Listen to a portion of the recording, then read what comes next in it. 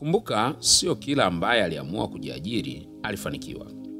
Kuna watu wengi ambao walipoamua kujiajiri hawakufanikiwa kama walivyotarajia. Kuna ambao walikuwa na vyeo vikubwa mahali walipokuwa wameajiriwa, ila walipoenda kujiajiri wakafeli. Kuna wengine ambao walifaulu sana darasani na watu wanawaita wenye akili sana, ila walipoenda kujiajiri wakafeli pia.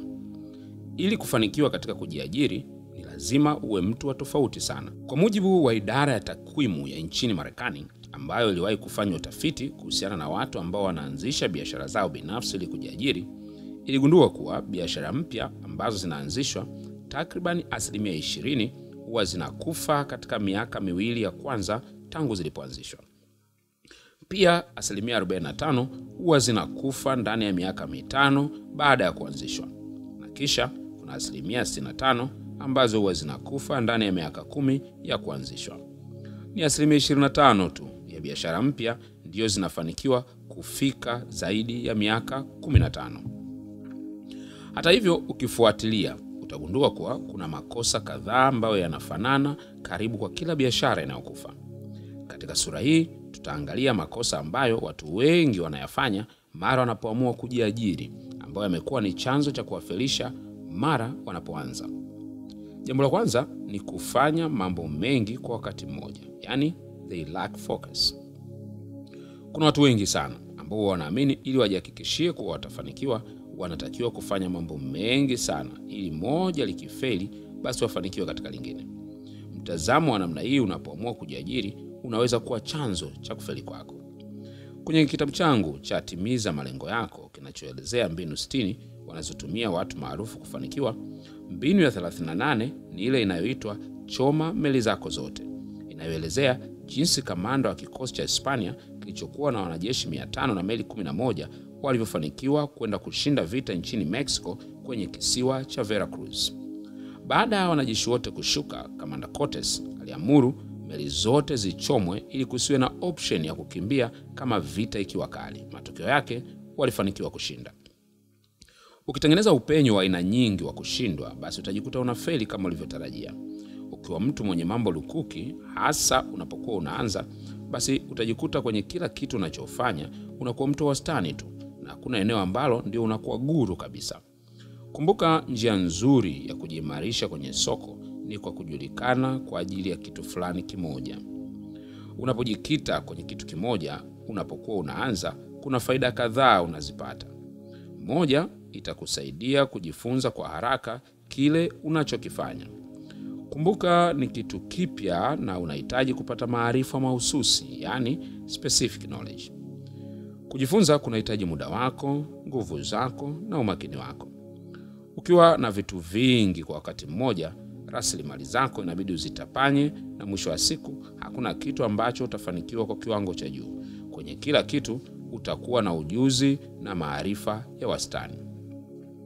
2, itakusaidia kujenga jina, yani brand, kwenye jambo unalolifanya. Kumbuka, unapoanza kufanya kitu fulani, unautangazia ulimwengu wewe ni nani. Ni muhimu kujulikana kwa kitu kimoja, ili fursa inapotokea au uhitaji unapotokea unaohusiana na unachofanya, basi kila mtu atakuwa anataja jina lako. Unapoamua kujiajiri, ni lazima uamue kuwa jina lako litakapotajwa litakuwa linawakilisha nini. Kuna watu ukitaja majina yao yanawakilisha haki za wanawake, wengine yanawakilisha fashion, wengine yanawakilisha teknolojia na kadhalika. Hebu fikiria, uandike. Unapoanza kujiajiri, unataka jina lako likitajwa liwe linawakilisha nini? Ukishindwa au kupuuzia kupata jibu la swali hili, basi unaifanya safari yako ya kujiajiri iwe ndefu zaidi. Kwenye kitabu changu cha Tabia 12 zinazoleta mafanikio, nimeeleza kwa undani namna unavyoweza kutengeneza clarity of focus katika kile unachokifanya. Hii ndio tabia ya kwanza ya muhimu kwa mafanikio iliyoainishwa na mtafiti Tim Colley, aliyefanya utafiti wa miaka 5 ili kujua tofauti za tabia za watu wanaofanikiwa na wale wanaofeli. Tumia mawasiliano yaliyotolewa ili ukisome, kitakusaidia sana. Jambo la 2 ni tamaa ya kupanuka kwa haraka. Watu wengi sana wanapoanza kujiajiri huwa wanatamani kukua kwa kasi sana. Kumbuka, inawezekana kabisa ukapata unapata fursa ya kukua kwa kasi sana ndani ya muda mfupi. Ila kila ukuaji huwa unaambatana na uhitaji wa ujuzi mpya na usimamizi wa hali ya juu. Watu wengi wanaojiajiri na kupanuka kwa haraka huwa wanajikuta wamefeli baada ya muda mfupi, kwa sababu uwezo wao wa kusimamia unakuwa ni mdogo ukilinganisha na kasi ya upanukaji wao. Kila unapopanua kitu unachokifanya, kuna vitu lazima viongezeke. Kwanza, idadi ya watu unaofanya nao kazi. Hii inamaanisha unahitaji uwezo mkubwa zaidi wa kuhusiana na watu wengi wenye tabia tofauti tofauti kwa wakati mmoja. Pili, itahitaji uongeze uwezo wako katika usimamizi wa fedha. Kadiri unavyopanuka, ndivyo usimamizi wa fedha utakavyohitajika zaidi. Haya yote huwa yanaleta changamoto na kuongeza stress zaidi, na usipokuwa makini utajikuta unaanza kuchoka mapema kabisa. Unapoanza kujiajiri, kipaumbele chako cha kwanza kinatakiwa kiwe kuhakikisha pesa zinaingia kiwango ambacho kinaweza kulipia gharama zote za uendeshaji. Kisha baada hapo unatakiwa kuongeza bidii ili uanze kupata faida kwa unachofanya. Kumbuka, hauko kwenye mashindano na mtu yote yule. Fanya kwa kujenga msingi na sio kutaka kuthibitishia watu kuwa unakuwa kwa haraka. Kosa la tatu ambalo watu wengi wanalifanya wanapoanza kujiajiri ni kutumia pesa mahali palipo na tija ndogo, yani funding your lifestyle. Huyu naye anataka kuanza kujiajiri. Cha kwanza, anaenda kutafuta ofisi katika majengo ya ghorofa ambayo upangishaji wake ni kwa gharama kubwa sana, tena kwa dola za Kimarekani. Tena anachukua nafasi ambayo haihitaji yote, anachukua kubwa sana.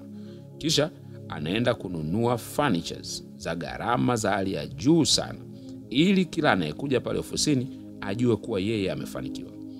Mara nyingi watu hufanya hivi wanapoanza kujiajiri. Anatumia pesa nyingi kulipia pango na kununua vitu vya ofisi, na anabakiza pesa kidogo kama mtaji. Kwa sababu mwanzoni anakuwa hapati faida sana na mtaji aliobakiza ulikuwa mdogo, kinachotokea ni kuwa anashindwa kabisa kuendelea kulipa kodi na ofisi yake inafungwa. Wengi wanafanya hivi ili kuridhisha watu, na wengine ambao wanaanza kujiajiri baada ya kutoka kwenye ajira zao huwa wanataka waonyeshe wale waliowaacha kuwa wana ofisi nzuri kama waliokuwa nayo wakati wameajiriwa.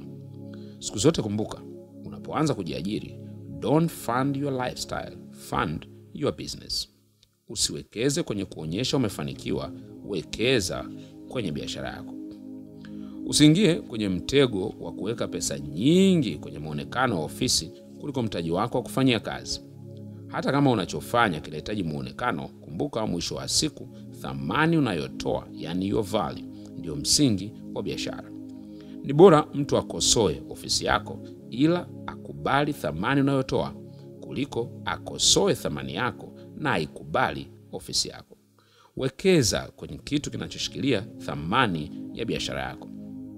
Kwenye kile unachowekeza kuna kitu kinaitwa return on investment, yani ROI, ambayo inapimwa kwa faida unayopata kwa kila pesa na ukilinganisha na kila shilingi uliyoweka.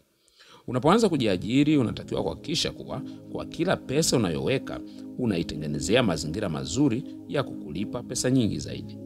Unapoanza kujiajiri, epuka kuweka pesa zako katika vitu ambavyo vina ROI ndogo. Uwe makini. Jambo la 4 unaotakiwa kuliepuka, ambalo ni kosa watu wengi wanalifanya wanapotaka kujiajiri, ni kukosa nidhamu ya muda. Moja ya sentence hatari sana ambayo watu wanaisema wanapoanza kujiajiri ni hii. Utakuta wanasema, siku hizi hakuna mtu wa kunipelekesha.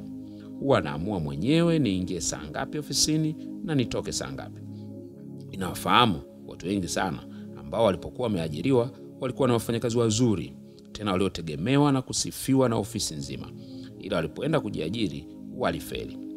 Moja ya sababu kubwa sana ilikuwa ni kukosa nidhamu ya muda. Hatari mojawapo ya kujiajiri mwenyewe ni kuwa unatakiwa kujisimamia mwenyewe. Watu wengi sana hawana uwezo wa kujisimamia wenyewe, hasa kwenye muda. Hii ndio maana wakisimamiwa chini ya ajira huwa wanafanya vizuri, ila wanapoamua kujisimamia wenyewe huwa hawafanyi vizuri kabisa. Watu wengi sana wanapojiajiri huwa wanatumia muda wao vibaya kwa sababu hakuna mtu wa kuwasimamia au wa kuwakemea wanapochelewa kuingia au kutoka katika ofisi zao. Hii inamaanisha wengi wanaoamua kujiajiri huwa wanapoteza muda mwingi sana, na hii huwapunguzia matokeo wanayoyapata. Kama haujaweza kujenga nidhamu ya muda kabla hujajiajiri, hii itakuwa ni kikwazo kikubwa sana kwa pale utakapoamua kujiajiri mwenyewe. Kumbuka, unahitaji nidhamu ya hali ya juu zaidi unapojiajiri, zaidi ya hata unapokuwa umeajiriwa, kwa sababu kwenye kujiajiri hakuna wa kukushurutisha. Kuna watu ambao walipokuwa wameajiriwa walikuwa wanaweza kuamka saa 11 alfajiri, ila tangu wamejiajiri huwa wanaamka saa 1 asubuhi, na ukiwauliza wanasema, hii ni kazi yangu bwana, kwa nini nijitese? Ukiwa na mtazamo wa namna hii, hautaweza kufanikiwa. Kwa maoni yangu ni kuwa unapoamua kujiajiri, utahitaji nidhamu ya muda mara 2 zaidi ya uliokuwa nayo kabla hujajiajiri. Ukijiona hauna nidhamu ya muda, pengine hauko tayari kujiajiri. Kumbuka, utahitaji kufanya kazi masaa mengi zaidi unapojiajiri kuliko unapoajiriwa. Hasa pale mwanzoni unapokuwa umeanza shughuli zako. Unapoanza kujiajiri, kumbuka ni mwanzo wa kujenga msingi, na utahitaji kutumia muda mwingi sana. Kuna siku nyingine utafanya kazi hadi masaa 18, kuna wakati itakubidi uingie ofisini kwako alfajiri na uondoke usiku sana, hasa pale unapoanza kujenga msingi wa ofisi yako mpya. Kujiajiri sio kwa ajili ya watu wavivu. Wanaweza wale tu wenye nidhamu ya muda na bidii ya hali ya juu. Jambo la 5 unalotakiwa kuliangalia ili lisikufanye ufeli katika hali yako ya kujiajiri ni kukosa mpango wa biashara, yani business plan. Kuna watu wengi sana ambao wanaingia katika kujiajiri bila kuwa na mpango wa kibiashara. Mara tu unapotaja mpango wa kibiashara, watu hukimbilia kufikiria juu ya document kubwa sana ambayo huuliziwa na benki mtu anapoenda kuchukua mkopo. Hivyo watu wengi sana hufikiria kuwa mpango wa kibiashara ni kwa ajili ya benki. La hasha. Mpango wa kibiashara ni kwa ajili yako ili ufanye vizuri kwenye kila ulichokusudia. Mpango wa kibiashara sio lazima iwe ni document kubwa inayotisha. Hapana, ila ni mjumuiko wa vipengele vyote muhimu unavyohitaji kujipanga navyo kabla hujaanza biashara yako. Hivyo kabla hujaanza kujiajiri, ni muhimu kujiridhisha na mambo kadhaa, na pia kutambua mambo ambayo yatakuwa kama mwongozo wako katika biashara yako. Hivyo kwa kawaida unatakiwa uweze kuiandika mwenyewe, isipokuwa yale maeneo yanayohitaji utaalamu tu. Maswali ambayo lazima uyajibu kwenye mpango wako wa kibiashara ni pamoja na yafuatayo: soko lako ni wakati gani? Maswali ambayo lazima uyajibu kwenye mpango wako wa kibiashara ni pamoja na yafuatayo: soko lako ni la watu gani? Yani market analysis. Kitakachokupa nguvu na utofauti sokoni ni kitu gani? Yani competitive advantage. Swali lingine, bidhaa zako au huduma zako ni zipi? Swali lingine, marketing and sales plan, yani jinsi utakavyotangaza na kuuza bidhaa zako. Swali lingine la muhimu ni gharama utakazoingia kwenye kufanya biashara yako. Jambo lingine ambalo lazima liwepo ni mapato utakayoyapata na utayapata wakati gani, na maswali mengine mengi ya muhimu. Haya ni baadhi ya maswali muhimu unayohitaji kuyapatia majibu yake. Watu wengi sana huwa wanachukulia kujiajiri ni jambo jepesi na lisilohitaji mpangilio. Kwa sababu hiyo huwa hawaandai mpango wote ule. Kama unataka kuwa tofauti na usiingie kwenye kundi la kufeli, hakikisha umeandaa mpango huu. Hii haijalishi kama utajiajiri kwa mtaji mdogo ama la, au kama utajiajiri kupitia huduma ama bidhaa. Mpango wa biashara yako ni muhimu sana. Jambo la 6 ambalo linaweza kusababisha mtu afeli anapojiajiri unatakiwa kulizingatia ni kukosa ujuzi wa kuuza, yani sales skill. Moja ya sababu kubwa ya watu wengi kufeli katika ajira wanazoanzisha wao wenyewe ni kukosa ujuzi wa kuuza.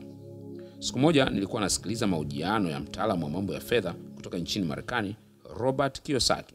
Walipomuuliza ujuzi gani ambao kwake anaona ni muhimu sana kwa mtu kuwa nao ili afanikiwe kibiashara, akasema ni ujuzi wa kuuza, yani sales skill. Watu wengi sana ambao huamua kujiajiri wenyewe huwa wanatumia nguvu nyingi sana kujitangaza kuhusiana na kitu kipi wanachokifanya, ila huwa hawawezi kabisa kuuza. Kuna tofauti kubwa kati ya kufanya marketing na kufanya sales, yani kujitangaza na kufanya mauzo. La kwanza linahusisha uwezo wako wa kujitangaza na kuwafanya watu wengine wajue kitu unachokiuza. Hili watu wengi sana huweza kulifanya kwa ufanisi kabisa. Kufanya marketing ni uwezo wako wa kuvutia umakini wa watu katika unachokifanya, yani your ability to attract attention. Ujuzi wa kuuza, yani sales, huwa unahusisha uwezo wa kubadilisha umakini wa watu juu ya unachokifanya ili kiwe mauzo. Watu wengi sana wana uwezo wa kutangaza vizuri kuhusiana na wanachokifanya. Wana uwezo wa kufanya watu wajue, ila uwezo wao wa kufanya watu walipie kile wanachouza huwa ni mdogo sana. Kumbuka, unaweza kuwa na bidhaa nzuri sana. Unaweza kuwa unajulikana sana na kila mtu, ila kama hauwezi kuwafanya watu walipie kitu unachokiuza, basi itakuwa ni kazi bure kabisa. Usijikite tu kwenye kujitangaza katika kile unachokifanya. Hakikisha unaweka mkazo pia katika kujifunza namna ya kuuza. Kumbuka siku zote kuwa kuuza, yani selling skill, ni ujuzi ambao unaweza kujifunza kama ilivyo ujuzi mwingine wowote ule. Kama ukijigundua kuwa uwezo wako wa kuuza ni mdogo sana, basi ni muhimu kujifunza kwa kuhudhuria kozi fulani, kununua kitabu na kusoma na kadhalika. Unapokuwa unajifunza kuhusu kuuza, unaweza pia kujifunza kuhusiana na saikolojia ya wateja ili ujue namna ya kuwahudumia, na mara utakapopata mmoja aweze kujirudia na umtumie kuwaletea wengine pia. Unaweza pia kutafuta kitabu changu cha huduma kwa mteja kupitia mawasiliano yaliyotolewa kwenye kitabu hiki ili uweze kukisoma, ambapo utajifunza aina 10 za wateja na jinsi ya kuwahudumia, lakini pia saikolojia ya mteja, nini kinamsukuma mteja aweze kutafuta bidhaa au huduma yako, lakini namna ya kushughulika na malalamiko ya mteja na namna unavyoweza kuwashawishi wao wateja wako wa kudumu. Jambo la 7 ambalo unahitaji kulizingatia kama hutaki kufeli mapema kwenye hali yako ya kujiajiri ni kuepuka kuridhika mapema sana, yani early complacence. Kuna watu wengi sana wamefeli kwenye ajira ambazo walizitengeneza wao wenyewe kwa sababu waliridhika mapema sana baada ya kuona mafanikio kidogo. Kuna wakati unaweza kujikuta mara tu unapoanza kufanya, basi unaanza kupata matokeo ambayo yanakupa furaha na kukuonyesha kuwa maisha yako yatakuwa safi sana. Uzoefu unaonyesha kuwa kundi kubwa mojawapo wanaloongoza kufeli baada ya wale ambao huwa wanakata tamaa mapema sana kutokana na changamoto ni wale ambao wanaridhika mapema sana baada ya kuona dalili kidogo za mafanikio. Kuna watu wakiona wameanza kuingiza pesa kidogo tu, basi ile njaa yao ya kutafuta zaidi na kufanya kazi kwa bidii huwa inapungua ghafla.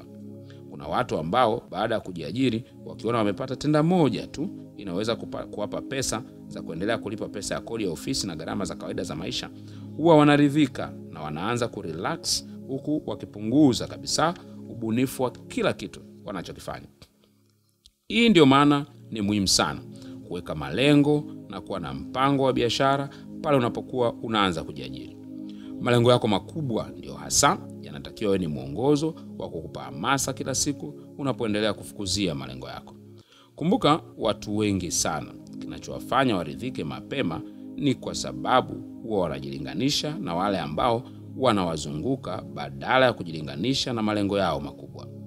Kumbuka, unapoanza kujiajiri, nia yako isiwe tu kupata pesa za kukusaidia, yani kusukuma siku, bali inatakiwa iwe ni kukusaidia kufikia uhuru wa kifedha, yani financial freedom, kupitia kazi uliochagua kujiajiri.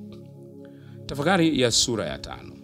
Tafakari ya kwanza: ni kikwazo gani kati ya vilivyoelezwa ambavyo unaona vinahusika sana na mtazamo uliokuwa nao kuhusu kujiajiri, au kama umejiajiri imechangia kukurudisha nyuma?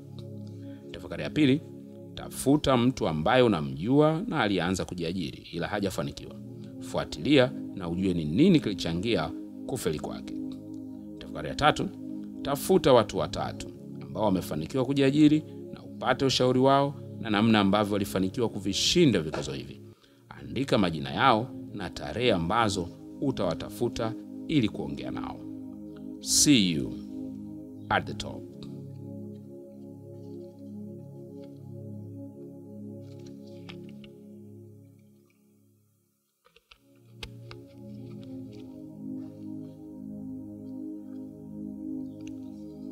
Sura ya 6.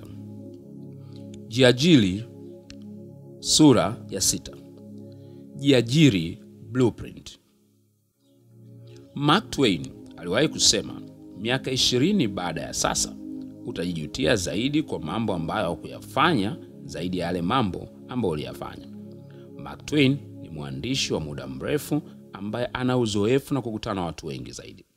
Hii alimaanisha kwamba kutochukua hatua na kushindwa kufanya maamuzi kwa sababu yote ile huwa kunaleta majuto makubwa zaidi ya mtu ambaye anachukua hatua. Usiwe mmoja wa watu ambao watajutia kwa kutochukua uamuzi mapema zaidi. Sasa uamuzi uko mikononi mwako.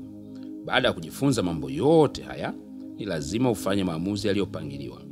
Watu wengi sana huwa wanapata maarifa kama hivi, ila wanachelewa sana kufanya maamuzi kuhusiana na maisha yao ya kujiajiri. Kuna wengine wanaogopa maoni ya watu juu ya maamuzi yao, kuna wengine wanasubiria kila kitu kiwe sawa, na kuna wengine wameridhika walipo hata kama wanajua wanaweza kufanya zaidi. Huwa wapo ambao kitu kikubwa kinachowazuia ni hofu ya kufeli. Kabla haujamaliza kusikiliza kitabu hiki, ni muhimu kukaa chini na kujiuliza maswali yafuatayo. Na wakati unayosikiliza, ningependa uwe na mahali unapoandika ili uweze kuyatafutia majibu yako. Swali la kwanza, ni lini nataka kuanza kujiajiri mwenyewe? Andika tarehe, mwezi na mwaka. Swali la pili, katika master keys niliyojifunza, ni master key gani ambazo nimejifunza kupitia kitabu hiki nataka kuzitumia? Swali la tatu, katika maeneo ambayo pesa imejificha, unaweza kuandika eneo gani unalilenga yakifuatiwa na mengine kwa mpangilio wa umuhimu. Swali la 4, katika vikwazo ulivyojifunza, je, kwa kila kikwazo unapanga kufanya nini ili kisikukwamishe? Baada ya kujibu maswali haya ya sura ya 6, yaandike vizuri na tafuta mtu ambaye unamwamini na ana uwezo wa kukuwajibisha ili umuonyeshe, na uwe unapata muda wa kumpa mrejesho wako kila mwezi, yani accountability partner. Je, unamchagua nani wa kumshirikisha? Andika jina lake na hakikisha ndani ya siku 3 zijazo umeongea naye na umemuonyesha mpango wako.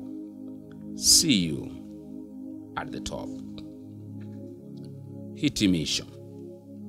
Ingawa watu wengi sana wanapenda kujiajiri kwa kuanzisha shughuli zao binafsi, ila changamoto kubwa ni kuwa wengi hawafanyi maandalizi mazuri ya ufahamu na ujuzi ili aweze kufanikiwa.